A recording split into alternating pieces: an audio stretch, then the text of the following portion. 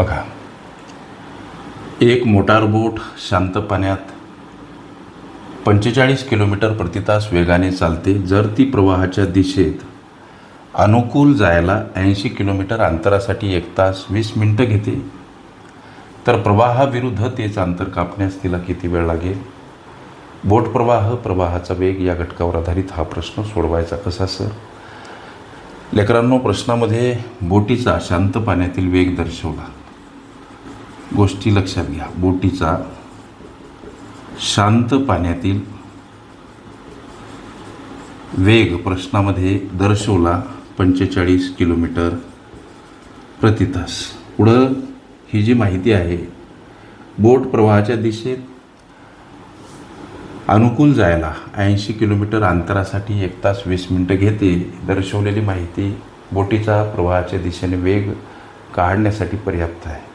बोट प्रवाहाच्या दिशेने अनुकूल जायला 80 किलोमीटर अंतरासाठी 1 तास 20 मिनिटं घेते. याचा अर्थ असा सरळ की बोटीला प्रवाहाच्या दिशेने 80 किलोमीटर अंतरासाठी 1 तास 20 मिनिटं एवढा अवधी लागतो.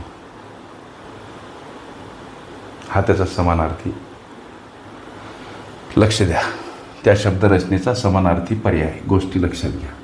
आता लागणारा हा जो वेळ आहे 80 किलोमीटर अंतरासाठी 1 तास 20 मिनिटे, या संपूर्ण वेळेला तासामध्ये कन्वर्ट करा. लक्ष द्या, 1 तास आणि या 20 मिनिटाचं तासामध्ये रूपांतरण करण्यासाठी छेदस्थानी तासाभरातील 60 मिनिटं घ्यावे लागतात.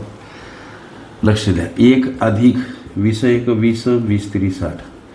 हा लेकरांनो पूर्णांकयुक्त अपूर्णांक याचं अंशाधिक रूपांतरण करत असताना छेदाने पूर्णांकाला गुणायचं असते. अधिक असेल अंश मिळवायचा असतो, वजा असेल वजा करायचा असतो. छेदस्थानी छेद जसाच्या तसा मांडायचा असतो. म्हणजे 3 1 3 आणि 1 4 छेद 3 तास.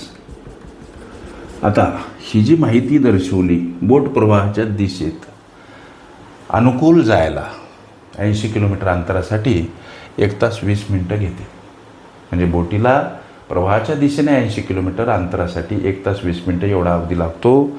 या दर्शवलेल्या माहितीवरून बोटीचा प्रवाहाच्या दिशेने वेग, प्रवाहाच्या दिशेने आणि काय हो तर वेग आम्ही काढू शकतो. अंतर 80 किलोमीटर, लागणारा वेळ हा आम्ही तासामध्ये कन्वर्ट केला. इथं सुद्धा हा संयुक्त अपूर्णांक आणि याची सोडवण करत असताना हे खास कळगे गुणधर्म पक्के लक्षात ठेवा. संयुक्त अपूर्णांकाची सोडवण करत असताना संयुक्त अपूर्णांकाच्या छेदातील छेद हा अंशामध्ये गुणीला घ्यावा लागतो. मग आता इथं 80 सोबत या 3ची रवानगी छेदस्थानी 4 उरतात. हा भाग गेला सर 20 म्हणजे 20 गुणीला 3 60 किलोमीटर प्रति तास बोटीचा प्रवाहाच्या दिशेने वेग. लक्ष द्या, बोटीला प्रवाहाच्या विरुद्ध तेच अंतर कापण्यास किती वेळ लागेल हा जो प्रश्न विचारला. लक्ष द्या, याच्या उत्तराप्रत पावलं टाकण्यासाठी प्रवाहाचा वेग काय हा दुसरा प्रश्न. लक्ष द्या, आता x अधिक y प्रवाहाच्या दिशेने वेग काढण्याचं समीकरण आहे लेकरांनो. x अधिक y, याचा अर्थ x अधिक y म्हणजे 60 किलोमीटर प्रति तास. x म्हणजे बोटीचा शांत पाण्यातील वेग, त्यासाठी हे चलपद x असते. लक्ष द्या, y म्हणजे प्रवाहाचा वेग साठी वापरण्यात येणारं चलपद असते. लक्षात घ्या, प्रवाहाच्या दिशेने बोटीचा वेग काढण्यासाठी हे x अधिक y अशा पद्धतीचं समीकरण वापरतात. आणि इथं चिन्ह अधिक का, तर जेव्हा बोट प्रवाहाच्या दिशेने प्रवास करते तेव्हा प्रवाहाचा वेग हा बोटीच्या वेगाला वाढवत असतो. वाढवणे म्हणून इथं अधिक. याला जर समीकरण 1 म्हणलं तर या समीकरण 1 मध्ये लेकरांनो, हे जर समीकरण 1 आहे तर यामध्ये x म्हणजे आमचा बोटीचा शांत पाण्यातील वेग, x ची ही किंमत इथं जर मांडली तर आम्हाला प्रवाहाचा वेग मिळू शकतो. वायला 1 करा, 60 कडे जाताना 45 वजा स्वरूपात. y बरोबर काय हो सर, तर ही वजाबाकी. लक्ष द्या, म्हणजे y प्रवाहाचा वेग, प्रवाहाचा वेग काय, तर प्रवाहाचा वेग सापडला 15 किलोमीटर प्रति तास.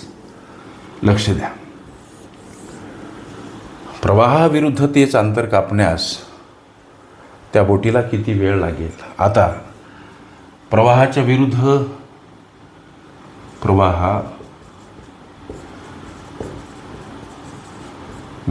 वेग काढण्यासाठीचं लेकरांनो समीकरण आहे x वजा y. प्रवाहाच्या विरुद्ध बोटीचा वेग काय बाबा है ना, त्यासाठी इथं वजा अशी योजना का, तर जेव्हा प्रवाहाच्या विरुद्ध दिशेने बोट प्रवास करते तेव्हा प्रवाहाचा वेग हा बोटीच्या वेगाला मंदावत असतो, बोटीचा वेग कमी करत असतो, म्हणून कमी करणे म्हणून वजा चिन्ह. आता हे x म्हणजे 45 आहेत हे तुम्हाला माहीत झालं. y म्हणजे काय आहे 15 किलोमीटर प्रति तास आहे हे सुद्धा तुम्हाला माहीत झालं. मग आता ही वजाबाकी 30 किलोमीटर प्रति तास बोटीचा प्रवाहाच्या विरुद्ध दिशेने वेग सापडला. आता त्या बोटीला प्रवाहाविरुद्ध ते अंतर म्हणजे तेच अंतर कापण्यासाठी लागणारा वेळ किती? तुमच्या प्रश्नाच्या उत्तराप्रत पावलं टाका. अंतर प्रश्नामध्ये वेळ विचारला, त्यासाठीचं सूत्र आहे अंतर भागीला वेग. आता अंतर 80 किलोमीटर आहे आणि प्रवाहाच्या विरुद्ध बोटीचा वेग काय आहे? प्रवाहाच्या विरुद्ध दिशेने बोटीचा वेग आहे 30 किलोमीटर प्रति तास. आता हे शून्य गेलं, 8/3 तास हे तुमच्या या विचारल्या प्रश्नाचं उत्तर. हा पर्याय एखाद्या वेळेस नसला, मिनटामध्ये हे पर्याय असेल तर 8/3 मिनटामध्ये याचं रूपांतरण मिनिटात रूपांतरण करण्यासाठी तासाभरातले मिनटं इथं गुणीला घ्या. हा भाग जाईल लेकरांनो 20 म्हणजे 8 गुणीला 20 160 मिनिटे. 160 मिनिटे म्हणजे 2 तास 40 मिनिटे. हे असेल तुमच्या प्रश्नाचं उत्तर लेकरांनो. बोटीला प्रवाहाविरुद्ध तेच अंतर कापण्यास किती वेळ लागेल? 2 तास 40 मिनिटं. हे तुमच्या विचारल्या प्रश्नाचं उत्तर. ओके. बोट प्रवाहाचा वेग ह्या माझ्या प्लेलिस्ट अवश्य बघा. त्यामध्ये विविध स्पर्धकांनी विविध अंगांनी विचारल्या संभाव्य अशा असंख्य प्रश्नांचा सराव तुम्हास करता येईल.